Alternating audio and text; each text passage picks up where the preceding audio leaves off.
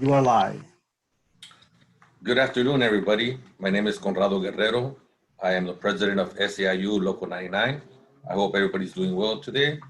Welcome to our regional SEIU meeting. We have some great guests this afternoon. We have from Inner City Struggles, we have Maria Brenes, and from Compton Unified, we have Mikhail Lee, and they'll be our guests later on today. And now let me introduce our Executive Director, Max Arias. Max. Good afternoon, Conrado and everyone. We wanted to start the meeting today just celebrating a big victory for those of you that may be participated yesterday. But yesterday, the ballots were counted for our election for family childcare providers in the state of California. That means family childcare providers are voting to have collective bargaining representation. That's what that means, basically, to formalize their union. They formed their union and to formalize it. It's been a 17-year road. There have been many people that have been a part of this struggle. It's been so long. Some of us, have been around 5 years, but it's been a collective struggle that started 17 years ago. Many member leaders that were participating that started are still around. Some of them were actually e-board members here, such as Marta Delgado, Antonia McMillan, and others that led and paved the way. And then here, as you may know, Local 99, in partnership with SEIU 521 and UDW asked me, eventually make sure we actually, our members activated, participated, and did the election. They voted 97% overwhelmingly to form their union, and now they get to bargain collectively with the state. But they were not waiting around to form their union to fight. They've been organizing and fighting for years now. A few years ago, they want rate increases. They want more slots. They won more slots for children.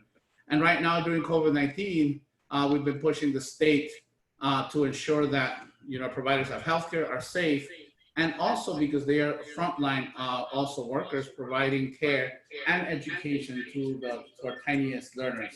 They're just, it's just an emotional moment. So many leaders.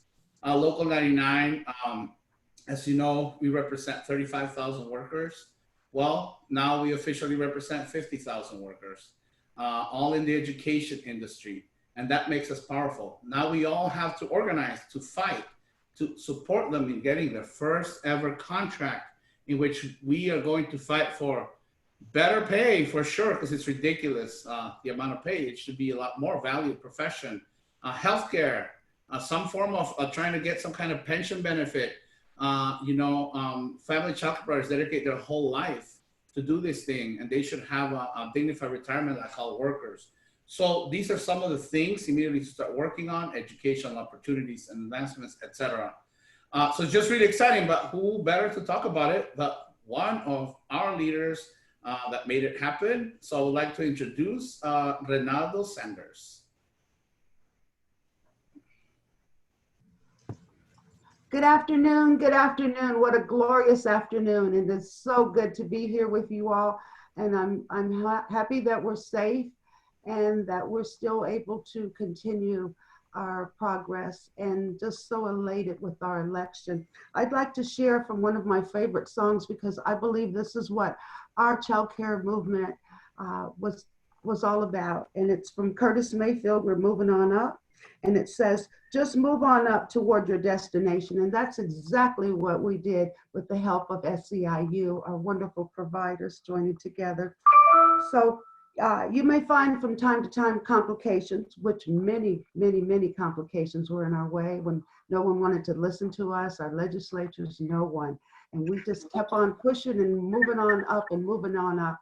And it's just, it's amazing that now we will have access to benefits such as health insurance. Many of us don't have health insurance. Many of us we don't have pension plans. I don't have a pension plan.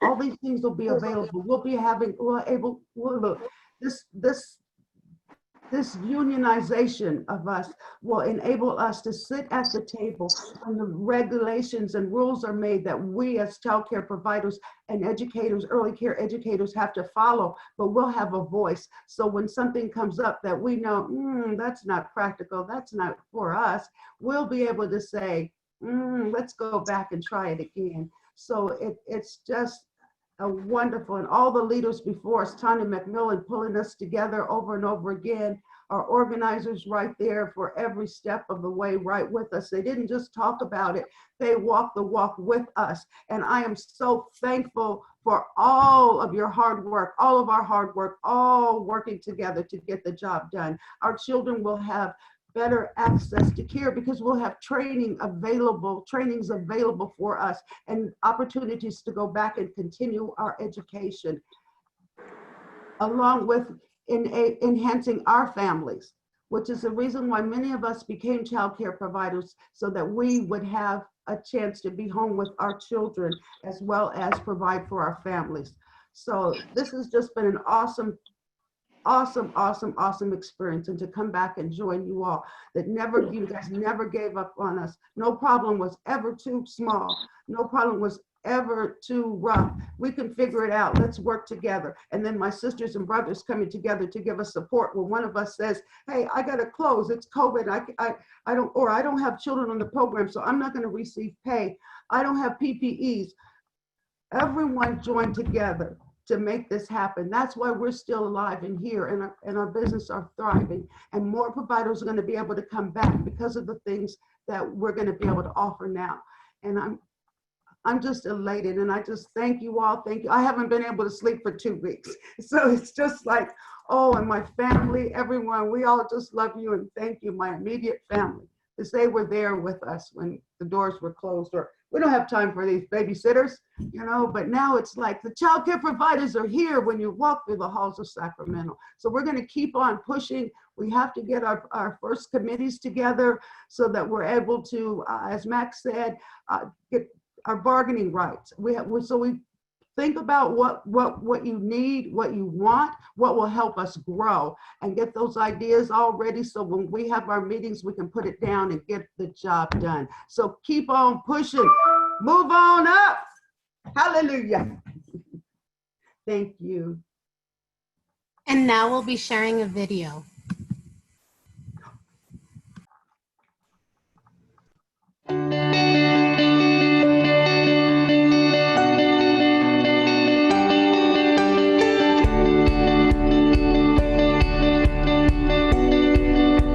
We are the secondary caregivers of the future architects, doctors, and the future president of the United States. We are helping raise these children and getting them ready for life. For all those over the last 16 years that have made the sacrifices that it took to get us here today, thank you.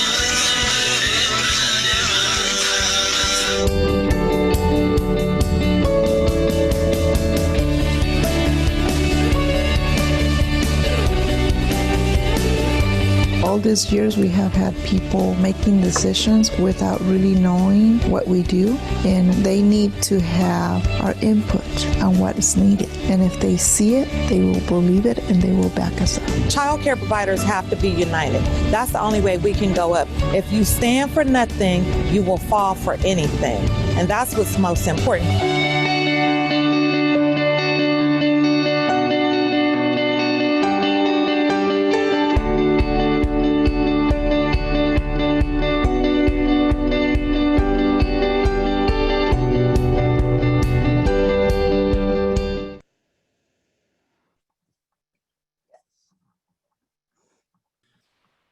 Thank you, Ronaldo.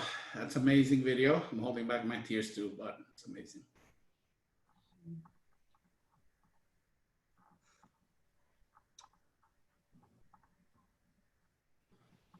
All right, so this moment, what does it mean? Let's think a little bit about what the vision is, right?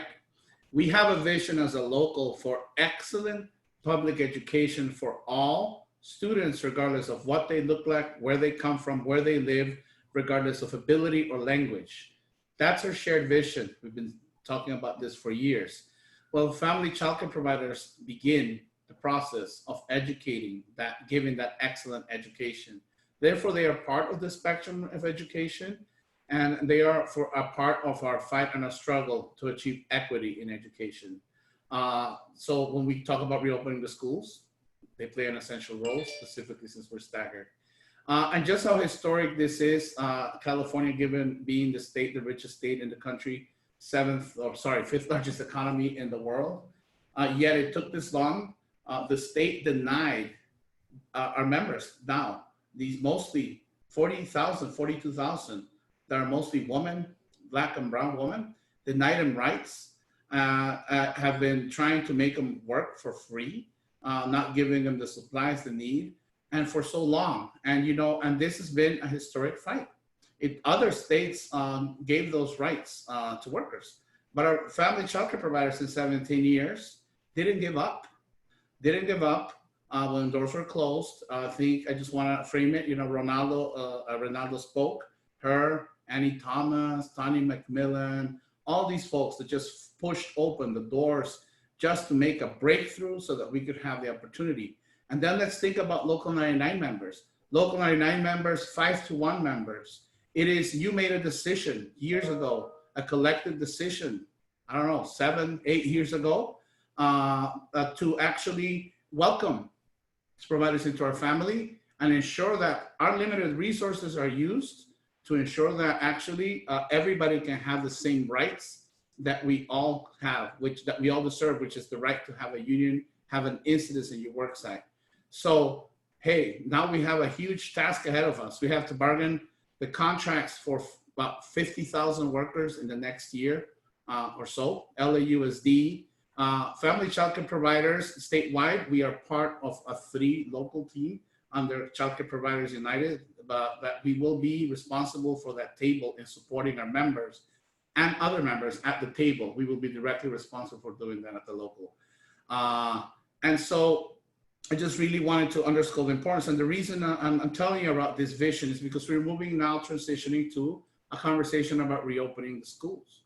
And I think that the childcare, the access to childcare, the work that family childcare providers have been doing in educating the litless one, even through the pandemic, and caring for other children, and specifically supporting students catch up sometimes that are falling behind by supporting them with technology, opening their doors to them, has been invaluable. And the role that they play is going to continue to be invaluable. And society needs to see it and use them. And our governor, which we appreciate for being the first governor to actually say, you know what, we can't block the rights. And he gave our members the right, and then our members took the right and acted on it. And now we're going to be negotiating with the state. And part of it is a conversation about reopening the schools. And when you reopen the schools in a staggered or online fashion, there's going to be an exacerbated need for family childcare providers and other early educators to support so that parents can actually get back to work. Because let's not kid ourselves. Reopening the schools is code word for reopening the economy. And we as a union have to push back on anything that puts any of our members and any of the public and students that we serve at harm's way. That's why we've developed these principles to reopen our schools.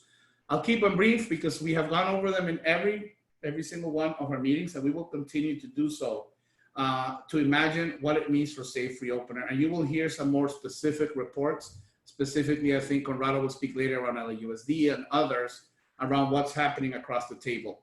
Remember, these are living principles, living, breathing principles. We use them at every table and every situation we come upon, we read them and say, does this conform to the principles? If not, we have to push back and we have to demand.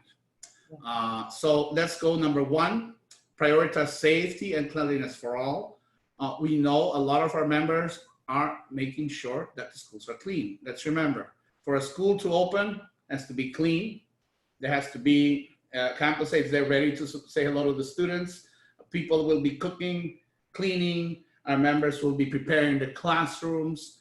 All of these things that need to happen. Bus drivers will be picking children up. Truck drivers will be making deliveries. IT workers will be turning on the computers. Well, now probably it's more modern than doing that, but turning on the computers. AC techs will be ensuring all. I could go on for about an hour. I'm probably not have enough time to what that means, what our members do, so that teachers and students can arrive in a safe, supportive environment. Education happens, our members support the process of education, then they can go home and our members continue to clean the school, making sure the buses and everything, right? So prioritize safety and cleanliness for all means all staff has to have adequate protective equipment. Proper PPE does not mean any old PPE, it means proper PPE. And our principal says no one should work without proper PPE, and people should still get paid if that's the case. Training on distancing protocol, testing for all, time off for testing, ensuring your sick bank doesn't get depleted because you're vulnerable. And one big key thing that this means is additional staff. We do not understand the legislature and the state.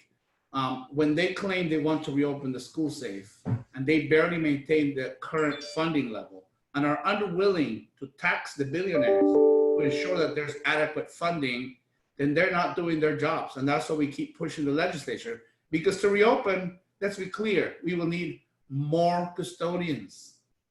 We will need more buildings and ground workers, more maintenance workers, more people that cook, more adults to go on the bus to support our bus drivers when they're riding a bus with social distancing and children having to wear their masks. Bus drivers can't be driving and looking and saying, hey, who's wearing their mask, right? So I just wanted to prioritize. This is one firm principle in all our jurisdictions that we maintain. And for family childcare providers, what does it mean?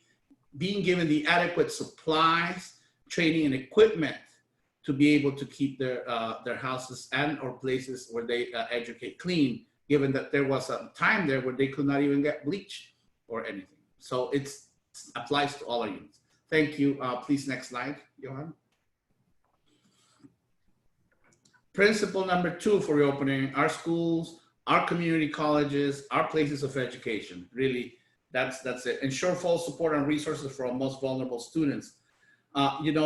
Special education assistant, teachers assistant, instructional aides, and other students, we are ready and have been supporting the online learning. And I know our members are ready and willing to try and support those students that have fallen behind due to the technological gap, which is the other problem. The access to equipment and the lack of access to equipment by many communities, specifically Black and brown communities in LA, has created a gap in education, right? Many people say, let's fix the technological divide. Well, the technological divide is the problem, but it creates another problem, which is students falling behind. So everything we do across the table, we will ask the district, and we have been, how are you planning to ensure that all students receive all 5 days of instruction, and our members are willing to step up to do that. Thank you. Next slide, please.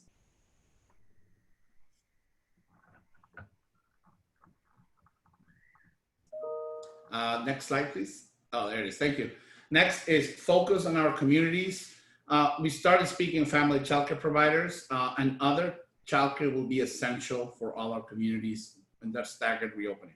Number 1, ensuring that the distribution of food continues in high poverty areas, ensuring that all food service workers and others, such as truck drivers and warehouse workers that are providing the meals, also have protective equipment, keeping parents engaged, additional staffing to call parents, such as community reps that can stay in touch with parents, more campus aides, school supervision aides, campus aides. Imagine when we reopen and we need to do contact tracing, which is a community function, the valuable role that our campus monitors, the community aides, and others are going to play.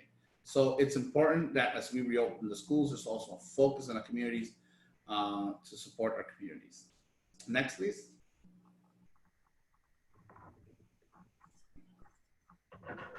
Thank you.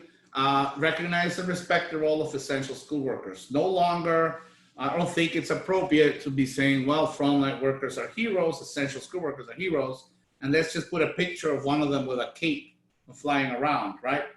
No, that is unacceptable. Recognize and respect their role. We've been demanding that forever. We don't understand why it took for a pandemic to somehow this become a thing when it's always been a thing for us. So some of these things are, you know, we need wage, all our members need wage increases. And right now, as we are essential and critical and are showing on the front lines, we need hazard pay or hero pay, right? Not everybody's working. Our members have been. Remember, the schools are not closed. They are open and our members are working there.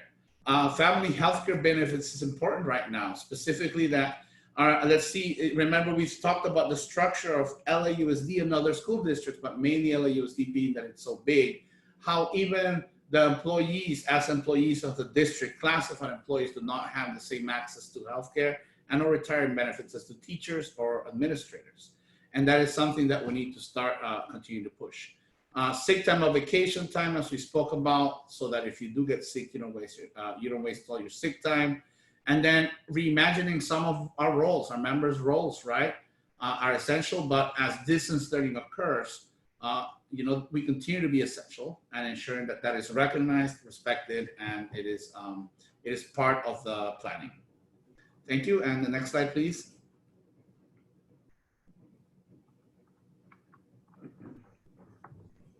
The last slide, there you go. Bold investment in schools and our communities. Again, we just spoke a little about how right now COVID-19 hit, right? It's crazy. We've all been pushing the legislatures and the federal government to ensure that families are well and the communities are well. We know the federal government response has been slow, but we are still pushing the federal government to pass a HEROES Act, which will move $90 billion for education. After, I'm going to talk to you tomorrow. We have a chance to all call the Senate and demand they do that, and we'll tell you how in a minute. We also have to move, understanding that the federal government maybe will not respond right now, so we have to win in November, right? We have to move California Governor Newsom and legislatures to tax the billionaires. We know the funding is not enough. Already education is underfunded, number 45th or 46th or something in the nation in per pupil funding. And not only that, the safety net, as we see how weak it is, given what COVID-19 created so much hardships for so many families everywhere. And California having about 100 and some billionaires. Just in Malibu alone, there's 14 billionaires that live on the beach, and that's within, you know, it's here in LA. Anyway, so just that alone, and they're refusing to bring about meaningful revenue by creating a wealth tax that would only tax the extremely wealthy and could bring in enough revenue to ensure that we have a safe reopening and then some. What the legislature is doing now is borrowing from the future. So the crisis will happen in about a year. That's what's happening, and the funds are just not adequate. So we need to keep pushing them. Actions like the caravan that we did last week, we need to continue to do. Last but not least, I always remember Agnes, our secretary, when I say this, passed Proposition 15, Schools and Communities First Act, $12 billion for education. Local 99 has been pushing since the beginning on this, and we have a chance specifically in this environment. And now I just want to share with you briefly the action that we can take tomorrow, which is basically, here it is, telling the Senate and telling them to invest in our schools to reopen safely. So we all have to call. We will be, communications department will be sending out emails, text blasts, and we'll be talking to our internal organizing team, because this just came out from our international union today that we have to, we're all trying to get this done. We can call, we can put it on social media. The thing is to amplify the demand. So you'll be getting information. I want everybody here to commit on this webinar. All we gotta do tomorrow is call this number, tell the Senate to pass the HEROES Act, and we will, and you will probably receive more than likely, and pretty soon we might put it here in the chat, more information on how. But the demand is basically that they need to move, I forget what it is, $1 trillion. Anyways, so we'll get the toolkit out for you. But remember, we need to continue to take action by doing this and staying engaged in our bargaining and just really continue to fight as we always do. And now the moment everybody's been waiting for, time for a special guest. And I'd like to introduce first, unless I'm missing some here, the Executive Director of Inner City Struggle. She has been, remember when LAUSD had its contract fight, Maria Brenes was right there with us and the organization every step of the way, with students that are organized as well as parents, telling the school district that they need to do what's right, understanding that our class of employees are also parents that live in the community and are part and play an essential role in ensuring that there's excellent public education. Maria understands that you cannot have quality schools without quality school jobs. And, many of you might have seen her in some of her actions. So now I'd like to introduce Maria Brenes, who will share a few words with us. Thank you, Maria. You're on. Thank you, Max, for the introduction, and thank you all, SEIU 99 leadership and membership, for allowing me to be part of this meeting. It is an honor to be present, and I just want to acknowledge the challenging times that our communities and families are facing with the impacts of the pandemic and the continued police violence targeting people of color, and more specifically, Black lives. And I also want to acknowledge that SEIU 99 members have been at the front lines of this pandemic, serving as essential workers and helping our communities in such difficult circumstances. So thank you all for your incredible service. As we know, children of color, the children of the frontline and essential workers have historically faced great challenges with access to an equitable and quality public education. The needed school closures have deepened these challenges, and there is much uncertainty ahead. I want to share my perspective on what the district must do to more effectively serve the highest need schools and target resources to effectively educate and serve Black and Brown students. As we know, LAUSD responded quickly to ensure the safety and health of students, school employees, school staff, and our communities by closing schools on March 16th, which now feels like an eternity ago. Creating a safety net with the distribution of food and other resources was critical, as the loss of income and housing insecurity was immediately felt by many in our neighborhoods. Some schools and teachers pivoted rapidly to providing online instruction, but for the majority of the schools in the highest need communities, distance learning has been a challenge, impacting our families and students the most. The digital divide, as Max highlighted, has been one of the greatest barriers for our families to accessing educational materials and online sessions. The district provided some support, but much more was needed to increase access to the necessary equipment, especially for families with multiple children. They need to do more in providing training to families and ensuring that more families had access to the internet as well. Just to share that at Inner City Struggle, we worked and raised the money to contribute to closing the digital divide by providing our members with nearly 200 laptops that they will be able to keep, over 100 hotspots, and 150 noise canceling headphones to support distance learning of our members and to ensure that they remain engaged in virtual organizing efforts, as that all has continued to escalate.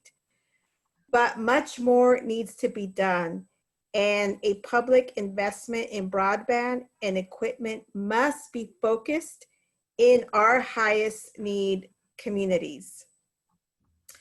And our highest need children of color need far greater support in this period of distance learning, which will continue for an indefinite period, given that we see the sharp increase of COVID cases here in LA County, with our communities on the east side and South LA being among the most impacted.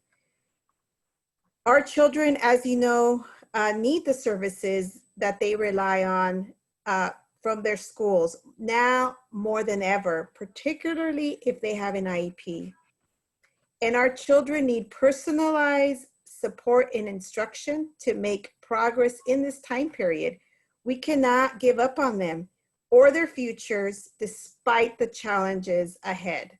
I truly believe that. Additional time for live instruction is needed so that students learn and grow based on their grade level. And schools need to create ways for students to interact with one another, as the socializing is so critical to learning and thriving. Creativity and the arts should also be incorporated to ensure learning is engaging, even now, so that students, although students cannot be physically in school, and so that their love of learning continues. And I truly believe SEIU 99 members can play a critical role, multiple roles in distance learning for our students. To be as effective as possible, the remote school day should include breakout groups for more personalized instruction and review of materials. SEIU 99 members can serve as learning leaders in these formats moving forward. Family engagement is more vital than ever before, and the established trust between families and SEIU 99 members is a critical strength for the district to build from. Families need support accessing resources, including technology, and they need support in navigating the use of the technology in all the various online platforms, including for accessing special education services, which right now are remote. SEIU 99 members can play an important role in ensuring families remain connected. So, the last thing I will say, I think together we have to lift up the needs of our students, our families, and demand better from LAUSD. We know that 99 members are members of our community as well. So as the next year is 3 weeks away, we have to ensure that our highest need schools are prioritized, our highest need students are invested in, and we need action and a sense of urgency. And that's what I'm hearing today, and that gives me hope. And I look forward to working with all of you on this important fight. Thank you so much. Thank you, Maria, for being such a great ally. We're going to have some questions for you later, so please bear with us. But really appreciate it. Yes, we're all committed. We're all ready to take action. So now we want to introduce to the panel. There's going to be some questions from Maria later. I want to introduce our next guest, which is Mikhail Lee, and he's the president of the Compton Unified School District Board of Education. Mikhail has been at the forefront of legislative efforts to broaden access to early care and education for low-income children, establish school-based health centers to make healthcare more readily available to children in local communities, and expanding opportunities for academic excellence in public schools. You know, Mikhail understands and values the contribution of classified employees to student learning. He has fought to create safe classroom environments for students, teachers, and classified employees. He was born and raised in Compton, and he's driven by his commitment to improving educational opportunities for all students in our community. Please join me in welcoming our brother, Mikhail Lee. Thank you, thank you, thank you. I know that there's a huge crowd applauding what my very good friend Max just said. So if you're out there clapping, thank you very kindly. I can hear you. It is an honor to be here with all of you today. I know firsthand the hard work of Local 99 members who are ensuring that we can continue providing high quality education to the children of the Compton Unified School District as well as the children across Los Angeles County, and for that, we're very grateful. As stated, my name is Mikhail Lee, and I currently serve as the president of the Compton Unifier School District Board of Trustees. I've had the privilege of working alongside many of you over many years. I truly hope all of you are doing as well as possible amid the craziness of this pandemic. Truly, this is an unprecedented moment in our lives and our state's history. It requires all of us to elevate our game and work together as a team more tightly knit than ever before. I'm very cognizant of the fact that many of you will be the first point of interaction with our students, teachers, as well as other ancillary staff members who may happen to be back on campus to pick up free meals, or virtually teach, or to ensure that our district continues to move forward. As major movers of the moment, you are all absolutely integral to this process, and for that, again, I say thank you.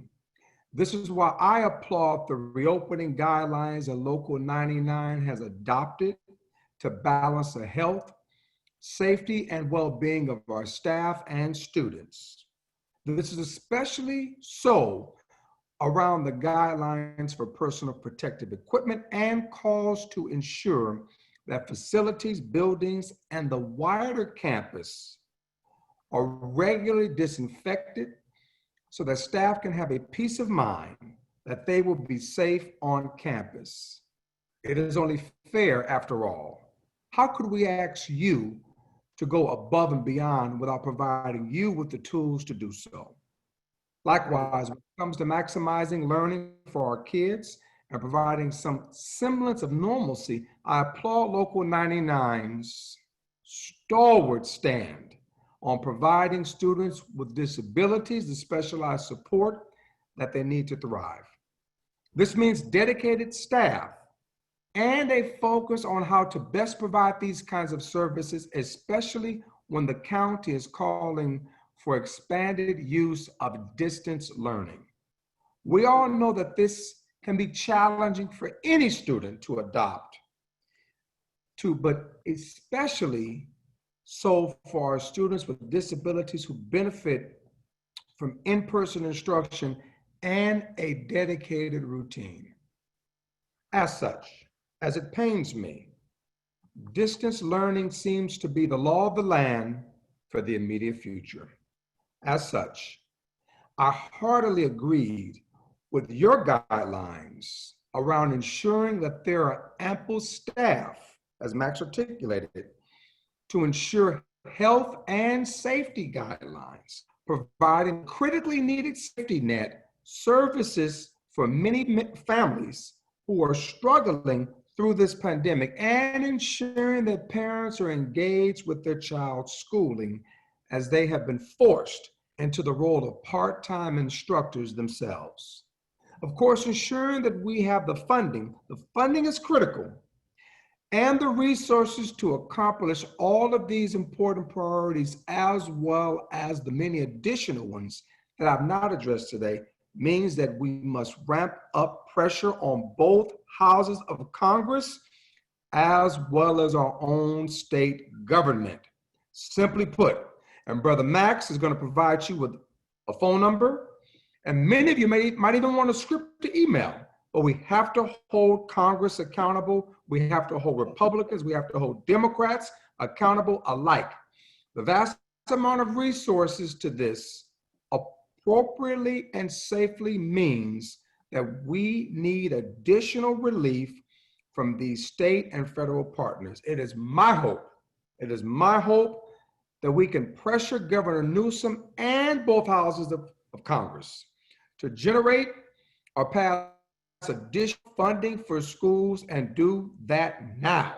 Lastly, as you help to create a supportive environment for children to feel positive and safe, if there's anything that I can do or that my district can do, please do not hesitate to reach out. after all, like I said earlier, we are in this struggle together. Local 99 is a strong part of the Compton community, and we want to do everything in our power to provide you with the tools to succeed. Thank you. Oh my, yeah. Thank you, Brother Mikhail. Looking forward to that. You've always been a partner to our local and our members at Compton. So now I'd like to please be welcoming Agnes Braga, who is secretary, and she has some questions for Maria and Mikhail. Agnes? Hi, good afternoon to both of you. Thank you, Max. My first question is for Ms. Maria Brenes. As a parent of LAUSD students, what are some of the challenges you have faced with distance learning? And what can the school district do to make sure there is equity in education when it comes to distance learning, including for special needs students? Thank you so much for your question. Yes, I didn't mention in the beginning that my other hat, other than being the executive director for Inner City Struggle, is that I am an LAUSD parent of 2 children in elementary school in the East Side, within the boundaries of Board District 2. My daughter just finished 2nd grade, and my son just finished 4th grade. And I can't say enough how challenging it was to be a working mom and homeschool, 2 young children that needed extra support to navigate all the online platforms and the worksheets, and 2 young children whose routine was really disrupted. And, I have to be grateful and thankful that for the most part, I've been able to work from home and provide them that extra support. But for the majority of working low-income families, the families who are essential workers, frontline workers, they don't have that opportunity. They don't have the opportunity to provide that level of support. So we have to do so much more. And even for me, for someone that is accustomed to using technology for work, it was very challenging to figure out all of the platforms. It took me a few weeks, I have to say, to really understand how to get into and navigate Schoology, and I still don't know how to pronounce that correctly. I'm not pronouncing it correctly, but the Schoology. Schoology. And so for many families who are not, who didn't get the training or the support, or are, speak another language at home that's not English, I can't even imagine the challenges. And from own members, this is part of what we heard. And many families relied on older siblings. Many of our young members that had gone on to college returned home, and they became the homeschooling teachers. So then their own education was compromised. And, for many of the families that we work with, they reside in overcrowded housing conditions because of the rent crisis that we have in Los Angeles, and that we have intergenerational homes. So that environment not only makes it difficult for learning, but it has exacerbated the spread of COVID-19 and has made our communities much more vulnerable. So, as we look into the new year, I have anxiety. The presentation that SEIU through Max gave today gives me hope that we see the same urgency, because families need a lot more support. I will also share that my daughter does have an IEP. So that was a big change for us for her to receive her services remotely. And you know, we had the technology, we had the broadband access, but many in our communities did not. And our children, the services that are guaranteed in the contract that is in IEP, those are services they have a right to and that they deserve. And families need the support to see their children thrive. And so we need to do more. We need to do more for our special education students.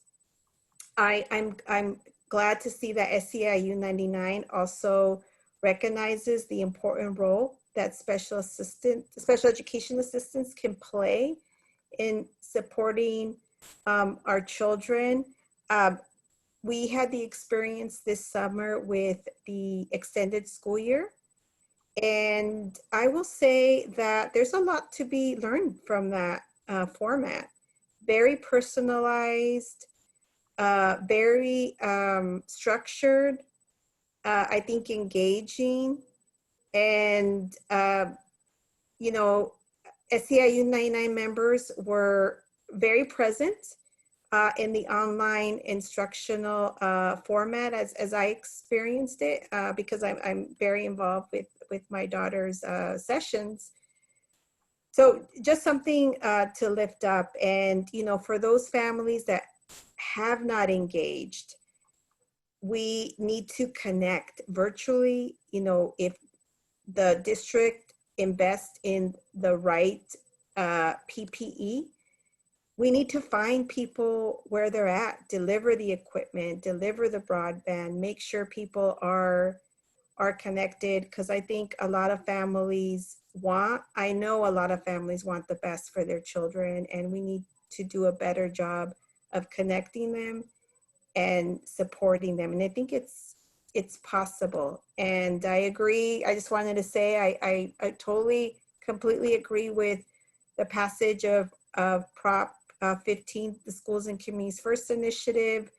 You know, I think we need to really build urgency and awareness in our neighborhoods, and for them to understand the connection between this pandemic, the crisis, the underfunding of education, the services, and why we need to get out and vote this November and pass Prop 15 and hold the billionaires and the corporations accountable for the decades of harm that they have caused our communities. Thank you. Thank you, Ms. Brenes. My second question is for Mikhail Lee. Sorry if I'm messing up your name. We know the pandemic has hit our Black and Latino communities the hardest. What do you think is the role of schools in addressing the inequities that exists in our communities? And how have you worked to address this at Compton Unifier? First, let me say school districts ought not contribute to the crisis, simply put.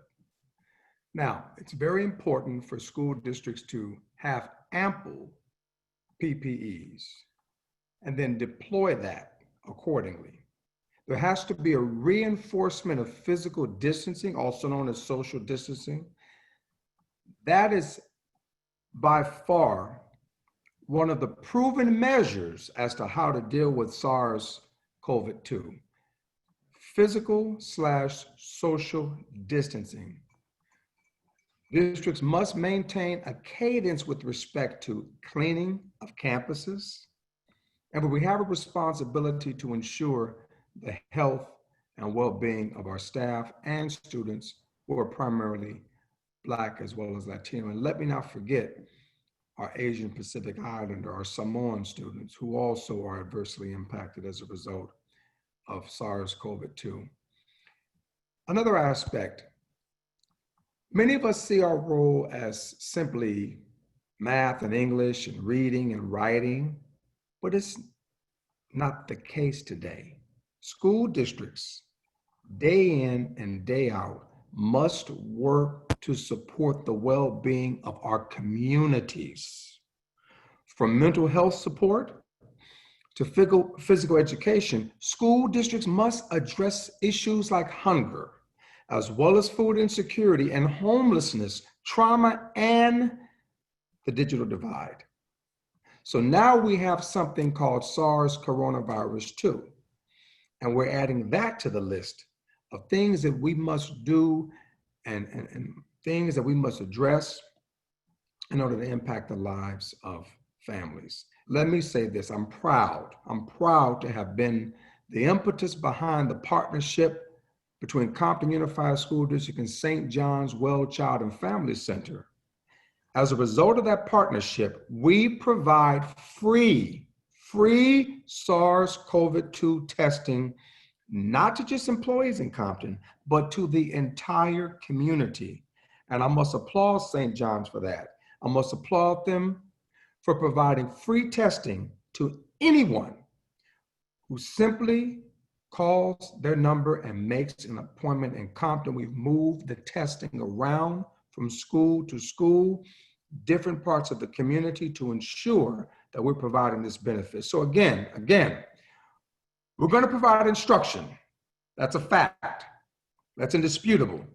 But we're also going to see to it that the community is indeed well. We have an obligation. We have a moral responsibility to ensure just that. And if people are not ensuring that, then they're obviously in the wrong seat. And today I simply submit to you that the school district in many cases must be the leader, must be the driver, must be the engine within our respective communities.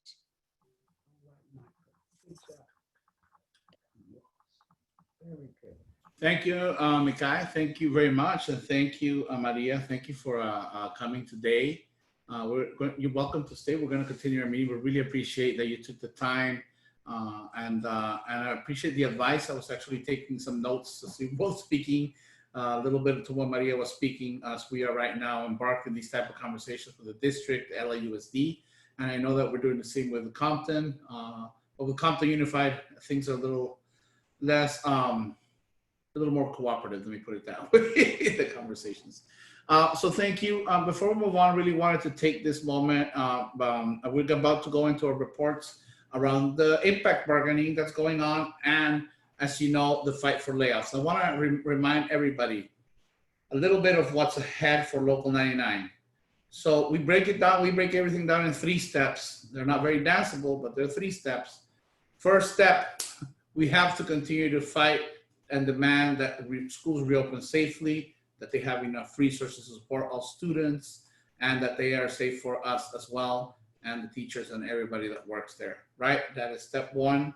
And that means, you know, everything that we're doing, impact bargaining, protesting, demanding more revenue and all that, right? And then we do it in a way that we're saying we do. Our goal is to, how do we start breaking down the anti-Black racist structures that pervade our system of education? So as we reopen safely, it means reopening equitably, and that means full resources. It's no other way to put it, and we need to continue to organize to push. That's step 1. Step 2 for our local is win in November. Win in November like we haven't won before. Pass Prop 15, ensure that we win the presidency and the Senate, we should be able to win the Senate, and while doing so, keep holding the current Senate and federal government accountable, right? And what's step 3? After we secure funding and we fight hard for that and win the presidency, we focus on our collective bargaining agreements at every level, every jurisdiction. Compton, Hacienda La Puente, Unified, Santa Monica, Malibu has an open contract or reopener. LAUSD has an open contract, and that's a pretty big contract. 30,000 members work there. So that's coming up, and also family childcare providers, their first contract. So that is step 3, win big. And if we win big, the way we want to win big is really winning big for the community. Because again, we fight for excellent public schools, because we know that there cannot be excellent public schools without excellent jobs. And so that's how we're going to keep fighting. So I just wanted to frame that. And in this moment, it's important to remember 3 things. All those principles I talked about, we can distill it in 3 concepts. 1, defend every position tooth and nail. Every classified position in K through 12 and community college, K through 14, it's essential. Cutting one of those positions, like such as cutting 3 hours from our community rep, is a no-no in COVID-19 times. So we are defending, like in Santa Monica, Malibu, where the board still went ahead to vote and lay off 60 early educators that are our members by closing down. We are not giving up. We will continue to push because it's not over. Defend every position tooth and nail. Concept 2, demand an expansion. So when they're laying us off, we tell the districts, not only you should not lay buildings and ground workers off, you need more buildings and ground workers to keep the schools clean. Defend every position, demand an expansion, and fight for revenue. That's a task at hand right now. And those 3 things, if we remember one thing out of everything we've spoken about in the principles, remember those 3 things. And now I just want to really, before we jump into the reports, really take an opportunity.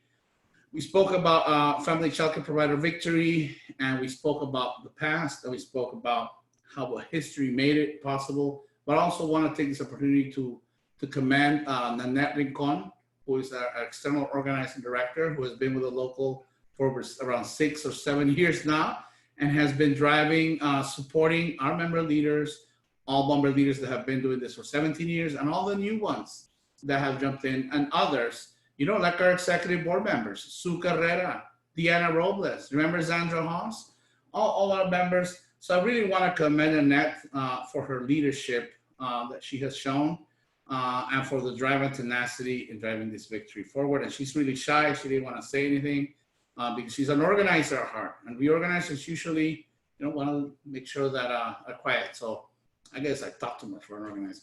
All right, thank you very much. So now we'd like to pass it on to our sister, Adrienne Cleveland, who's an executive board member, is also a plant manager at Compton Unifier, who's going to present to us the reports of the SoCal units. Adrienne? Good morning, can you hear me? I'm sorry, good evening, can you hear me? We can hear you, Adrienne. Okay. Good evening to all SEIU members, leaders, staff. First and foremost, I'd like to thank all of the SEIU family for all the work that you've done working with us, especially with the housing, the food, the assistance, ensuring and securing employment, as well as additional income during this pandemic time. You don't understand what a vital part you've been, vital role you've played for us during this very pandemic times. We just want to thank you for that. Going into SoCal reports. Oh, good. My little eyesight is working with me here. LA Community College District. After members pushed back on LACCD's action in March. Can you hear me? Hello? Yes, we can hear you, Adrienne. We can hear you well. All right, I'm having technical difficulties here. No worries, you're doing great. Okay. We continue to have engagements with LACCD management. LACCD notified our union that they plan to begin partial reopenings as soon as July 27th, which should have been yesterday, to resume some in-person instructions. We're in negotiations with the district regarding these plans. We also have a full contract negotiation.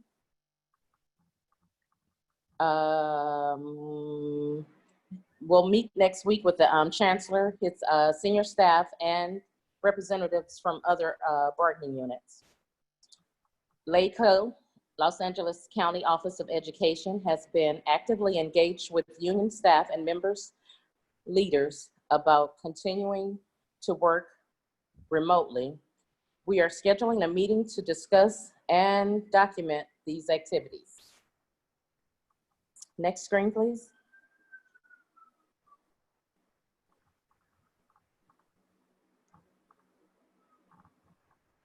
Santa Monica Malibu Unified School District. Although we are battling over layoffs, which Max mentioned earlier, child care development services and other classified staff, we also had some initial discussions about the role of the remaining classified staff in district learning and eventual tampering. At the Board of Education meeting on July 21st, several board members emphasized the need to use paraprofessionals and other classified staff to support distance learning, as well as assigning other classified staff, including CDS staff, to handle supervision at school sites even when there is no on-site instruction happening. Even the superintendent said several times that they are in discussion with SEIU to make this happen.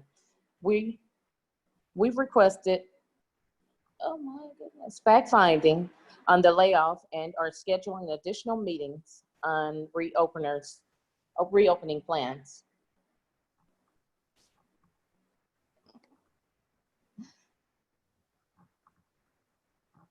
Next slide, please.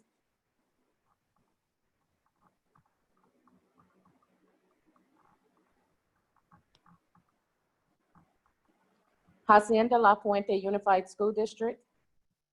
This employer held off on scheduling upcoming discussions with our union, saying that they were waiting on more specific directions from the state and local public health officials. In mid-July, they began holding daily meetings with the union reporting sectors of HLP USD, including Local 99, the superintendent and his senior staff, and the Board of Education president who participates in these meetings. They call the project, I'm sorry.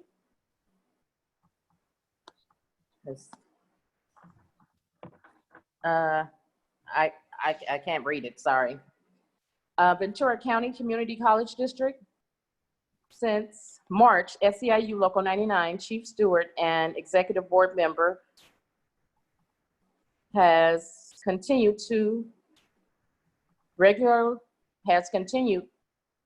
her regular monthly meetings more often. Okay.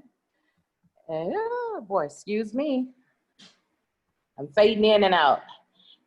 President and business vice. I'll take over, Adrian, if you like. Okay, thank you. So Ventura Community College District, since March, SEIU Local 99 Chief Steward and Executive Board Member Mikhail Lee has continued her regular monthly meetings more often as needed with all three college presidents and business vice presidents, as well as weekly meetings with the Ventura Community Human Resources. We also have a weekly check-in with the Chancellor, reopening and continuing classified work assignments during brochure or standing agenda items at all these meetings. Next slide.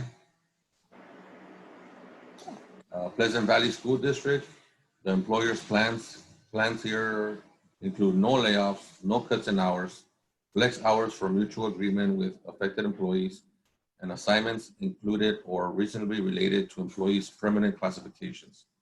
On July 21st, the employer said they will forward these plans in writing. Next one is options. To date, this employer has not notified members of any layoffs or other changes in employment conditions. We are scheduling a meeting to confirm and get this in writing. Next slide, please. Torrance Unified School District. We are working to move forward. There have been no notifications of layoffs or changes in work conditions. Members in the maintenance and operations units are protected for now due to no layoff provisions included in 2020-2021 state budget signed by Governor Newsom. We are scheduling a meeting to confirm and secure this in writing. TAS, which is the accelerated schools, no layoff or change in working conditions have been announced at the TAS so far. We are scheduling a meeting to confirm and get it in writing. Next slide, please. Montague Charter Academy. Restricted employees were laid off, but no permanent workers. We are scheduling a meeting to confirm and get it in writing. Linwood Unified School District. No layoffs or changes in working conditions announced here so far. We are scheduling a meeting to confirm it and get it in writing. MAOF, Mexican American Opportunity Foundation. Layoff notices were rescinded, and we are in current contract negotiations and continue discussions on reopening in accordance with regulations. And Compton Unified, to date, there have been no notifications of layoffs or changes in working conditions. SEIU 99 Chief Steward is in daily communications with Compton Unified School District representatives about reopening plans and ongoing assignments during the closure of schools. Next slide, please. Well, actually, before that, we're gonna do the LAUSD report back, which is me. We are meeting with LAUSD. We met with them today again. And obviously we are talking about what the reopening of our schools for students and staff looks like. We know that instruction will continue online, but there are many of us who have or will be reporting to school or works or job sites. So we need to make sure that all safety precautions are being taken or provided, PPE and everything else that needs to be done with social distancing, so that people can work safely at their work locations if they have to report to work. We also have another meeting coming up on Thursday. We haven't received any notifications of any layoffs from the protected categories, but we continue to fight strong on any layoffs that go out or any cuts in hours also. So we got to make sure that we stick together. And regardless if you're working from home or if you're working online, we need to stand strong to make sure that we get all these demands that we have for stay strong with these demands, right? Sorry, I have an ice cream truck in the background. Makes everybody want some ice cream. Sorry about that. But those are the fights that we have right now. We're going to continue to keep fighting. Like Max spoke on earlier, Prop 15 is very crucial to a lot of these demands that we have. But we will continue to fight, and with everybody's support, stay tuned, participate in all of the events that we need, like calling out to our senators tomorrow. That's going to be a great one. We need this funding, but like Max said, we can't just rely on the federal government. So we need to make sure that we get Prop 15 passed in November, and we'll keep you updated on anything else that we have. Guidelines are still being created for bus drivers. That's what we spoke about today. Once we have something in writing, we'll be able to share it. On Thursday, we're going to be meeting with paraprofessionals and see what is that's going to look like moving forward. And for food service workers also, and maintenance and operations pretty much have been working, but we have to make sure that what does that look like when we need more sanitary needs at the school sites when the school sites are ready to open, whenever that is. We don't know when that is yet. Next, we're gonna I'm gonna send it over to our government relations team, which is gonna give us some updates. Manny, Jen. Good afternoon, Local 99 members. My name is Manny Rangel. I'm the Public Affairs Manager for SEIU Local 99. I'll be sharing this report with my colleague, Jen Baca, who's the Community Relations Manager for SEIU Local 99. And we'll be doing this in the absence of our Political Director, Lester Garcia. So next slide, please. All right, so state budget round one. We got the budget where the budget was approved. It was signed by the governor. And what this budget did was avoid major cuts to education and childcare. So for those of you that were paying attention to the May revise that was put out earlier this year, there was a 10% cut for education and childcare. And so with this final budget, those 10% cuts went away. Technically, it was put into deferrals for K-12 education or K-14 education. But that was a major victory for our members. We also secured an additional $60 million for Summer Bridge, which is great. So round 2 of the state budget, as many of you know, the tax deadline was extended until July 15th. So revenue had continued to come in. And so the LAO, the Legislative Analyst Office, noted that tax collections from April to July are $3.7 billion above projections. So, so whether that was whether there was an increase or a decrease, there's still another round of budgeting that happens in August. In this case, it was a good case that, you know, we ended up $3.7 billion above projections. And, you know, I just want to note too, you know, these are fights that, you know, our members are engaging in, you know, to provide our members what they need. And then, you know, our leadership as well at Local 99 and, you know, our partners like Maria Brenes and Mikhail Lee, who are great coalition partners when it comes to these type of fights. Next slide, please. Okay, Commit to Equity campaign. All right, so this campaign, it goes to the fact that we need revenue in order to provide the school sites and education in general what they need in order to thrive during this pandemic. You know, the income needs to be there. You know, with the state budget, you could only cut so much, and who better to step up to the plate than billionaires and huge companies that have been benefiting from tax dollars, you know, from their very existence. And so, you know, there's a push on the you know, so that we put pressure on the state to provide a revenue source by taxing millionaires and billionaires. So that's the hashtag right there, Commit to Equity. And the next slide, please. There we go.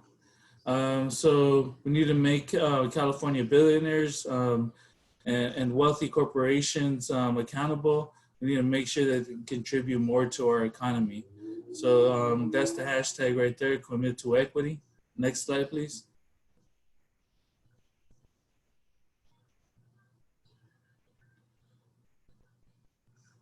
So there's the wealth tax. So this is to tax the ultra rich. This is 25 million and over based on how much they're worth. And then there's capital gains tax. Capital gains tax is the tax that the ultra rich based on how much their stocks are worth. Right? So these are two revenue streams that we can tax in order to help the most vulnerable people in California. Next slide. So this millionaire's tax is a 1% tax on anyone making $1 million or more per year. So in order to sign up for this, you can go to committoequity.org/act/99. And I'll go ahead and put that on the chat for you all.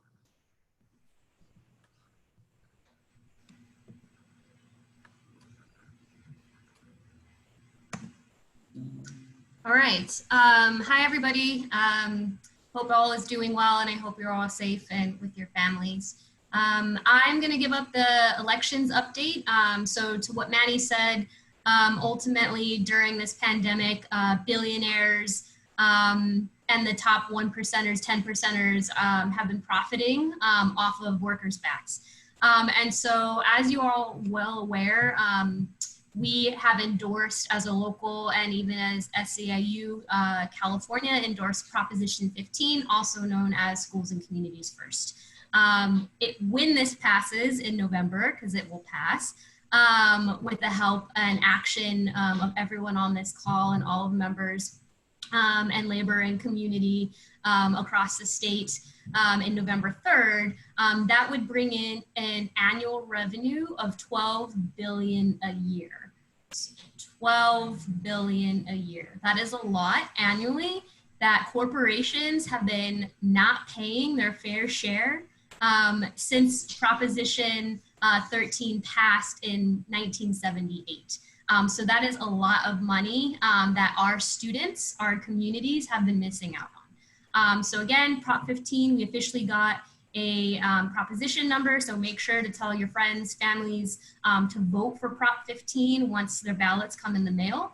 And then if you are interested in rolling up your sleeves and becoming more participatory to make sure, in fact, that this passes in November 3rd, we do have a Schools and Communities First member committee. So if you are interested in joining the member committee to help drive the impact that we have as members and as a union to make sure this passes, please contact your organizer and let them know that you are interested in joining this committee. Additionally, there are always opportunities for members, specifically, especially what's going on right now with COVID, about how this funding would impact students and your profession in the classroom, at the work site, with students, with your family, and what that additional funding would do positively for you and your family and students. So we always have opportunity where reporters want to talk to members to learn more about this proposition and the impact it would have. And so we do have a Speakers Bureau training tomorrow. There are two options for this training. There's a tomorrow morning from 9:30 to noon, or there is an evening training from 5:30 to 8 p.m.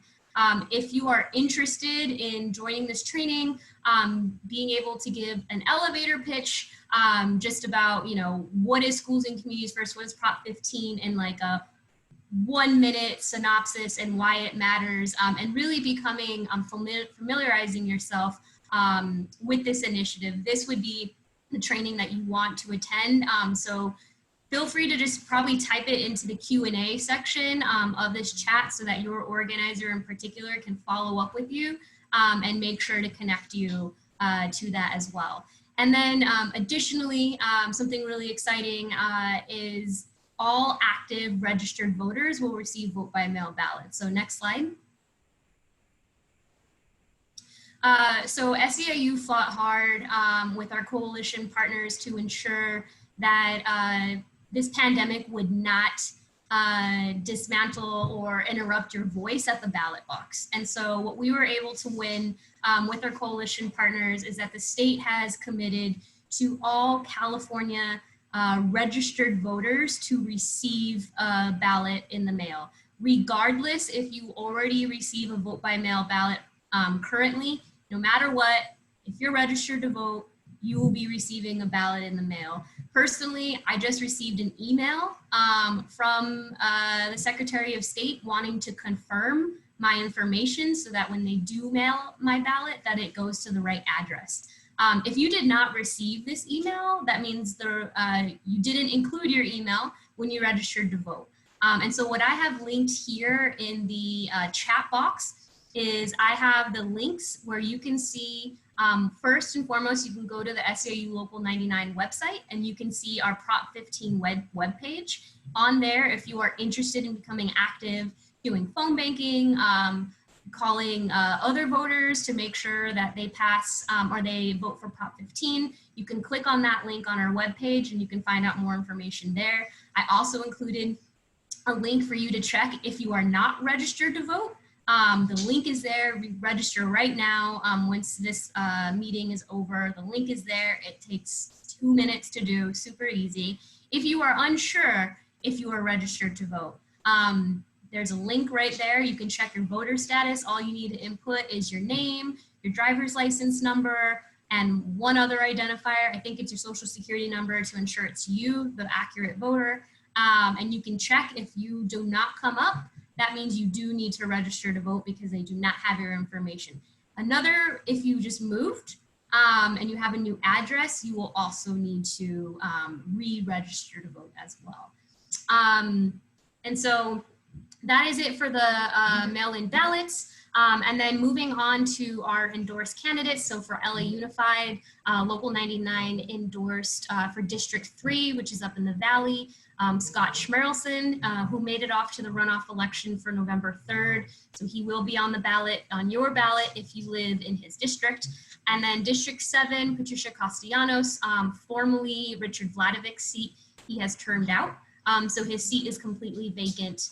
And so this seat is completely up for grabs. So if you live in the San Pedro, Harbor City area, she will be on your ballot to vote for. And then with Compton, you guys all saw Mikhail earlier on the phone or on Zoom. And him and Charles Davis both won their elections outright in the March primary. And then one last thing that's not on here is for LACCD, we are having a town hall endorsement that is this Thursday. So it's 2 days from today, starting at 2 p.m. I have also linked the town hall registration link here. You also, if you check your inbox, Local 99 also sent you this link and an invitation to register. So it should be in your email as well. Next slide. Cool. Lastly is George Gascon. He is who we endorsed, who Local 99 endorsed for the district attorney. So he is running against incumbent Jackie Lacey, who you probably have heard protest anti-Jackie Lacey, particularly from the Black Lives Matters movement, us, and a lot of community members who are looking to change things up, as she has often allowed multiple offenses by police officers to go unscathed and have not held them accountable for their actions, specifically against people of color. And so George Gascon is someone who we know will hold police accountable and who will operate with impunity, and additionally will lead with restorative justice in mind, as he has done this when he was the district attorney in San Francisco. So that is it for our elections update, and thank you. I will pass it to Conrado.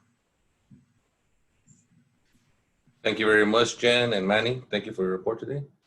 Next, we're gonna do our question and answers.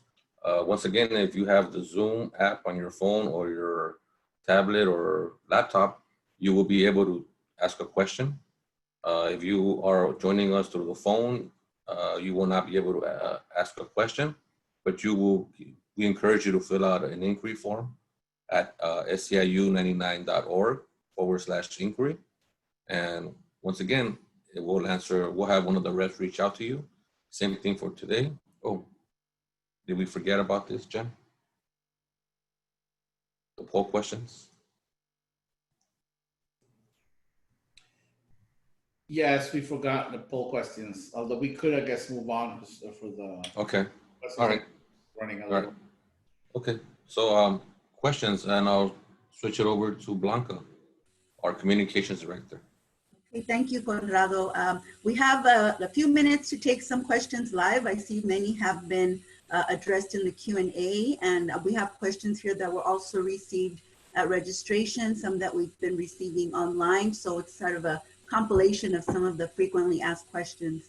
So the first one is, if a staff is not available to work due to underlying medical conditions, COVID-19 concerns, or because he or she lives with an elderly person, or because of hours assigned, would the staff person be penalized for refusing an assignment, or could they be reassigned to work from home? And I'll direct this question to Pam Stevenson. Hi, everyone. So to answer that question is for LAUSD, I'm assuming that's from LAUSD, correct, Blanca? Yes, I believe. For LAUSD, we, as of the 30th, MSMD ended. That was the executive order that gave us leverage to protect your benefits from being touched during that time. We are now in negotiations with district right now for the various classifications. However, they have always said, and we did share in our website, that you should be reaching out for FMLA for those types of cases. And they are dealing with folks on a case-by-case basis as it pertains to those that are having issues as it pertains to dealing with the elderly family members or children that are also in those type of situations. So those are dealt with on a case-by-case basis. Those of you that are staying home because of the risk factors, things of that nature, you should be filling out your FMLA papers and applying for the PUA. Did I answer that thoroughly enough, Ms. Puente? Yes, thank you. Thank you, Pam. Okay. Our next question is also from LAUSD, and it says, as being a paraprofessional with a child in a general education classroom, my main concern is how are we going to be there to support our assigned student when we are not allowed to talk or work with students without a teacher present and not allowed to work with a child even if a parent is in the same room? Those type of to answer that question, those type of scenarios are being discussed with the paraprofessional subcommittee that is negotiating with districts so that those guidelines can be updated and address situations such as that.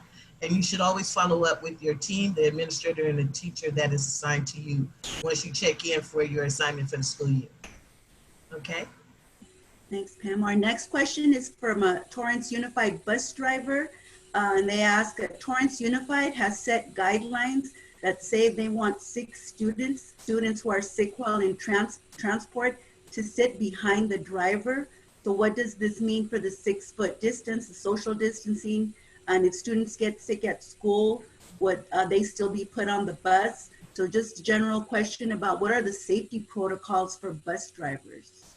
To answer that question, I know for a fact that Torrance has sent information over as what they are proposing. Those discussions, those negotiations are ongoing, and those things are being addressed. As we address them, we will update them on the website so that you can follow along where we have gotten to. I do know that rep for Torrance is Ulysses Leon. I believe is his last name, Ulysses Leon. And Michael Hagenberger is also the negotiator for that table. So those things are being negotiated and discussed at this time. So I'd like to add, Blanca, I think that just that question is happening in every district, Torrance. Our principals, if we look at our principals, that tell us to ensure and push back that there has to be shields, there has to be less students. We saw a model today in which a 52-person bus can only take 10 students, for example. And another thing that we're standing strong on telling the district, there has to be an additional adult so that the bus driver can concentrate and not have to be making sure the students are socially distanced. So it's the same at every single district where we have members that drive buses. That's the exact pushback we're going to be given. And you know, and answering all these questions such as, how do bus drivers ensure kids keep their masks on, right? Well, we have an adult. What kind of equipment do they need? What interaction needs to be? How big, where does the plastic or plexiglass have to be, things like that. So they're ongoing, but I just wanted to give you a kind of a brief, very concrete answer that it is up to us to hold the line, that we will not be allowing, you know, a bus drivers, members cannot be driving a bus with 30 students that are unsupervised in the numbers. Thank you, just wanted to add to that. Thank you, Max. And I think this is going to be our last question, but I do want to say that if you did ask a question, send a question either through the Q&A or registration, an organizer will be following up with you to respond. But the next question is from a food service worker at LAUSD. I would like to know what will happen since LAUSD has decided to start school online. During the spring when LAUSD shut down, they continued to pay food service workers. Will they continue to do that? To answer that question, all food service workers, we actually, they kind of briefly mentioned it today in negotiations. Those folks will be responsible to continue to deliver the food, is what the information we got. Obviously, all of these topics we are still in negotiations with, and the guidelines will be coming out as the bargaining teams negotiate, and we'll have them posted. But as it pertains to food services, yes, they will return back to their regular duties, and they should check in with their administrator, their manager, their manager to make sure that they have their assignments, because from what we understand, that is something that they will return to doing the food, whether it be in grab and go or delivery in some form or preparation. Okay. Okay, thank you very much. And thank you to all the panelists. I'm going to send it back to Conrado for our closing.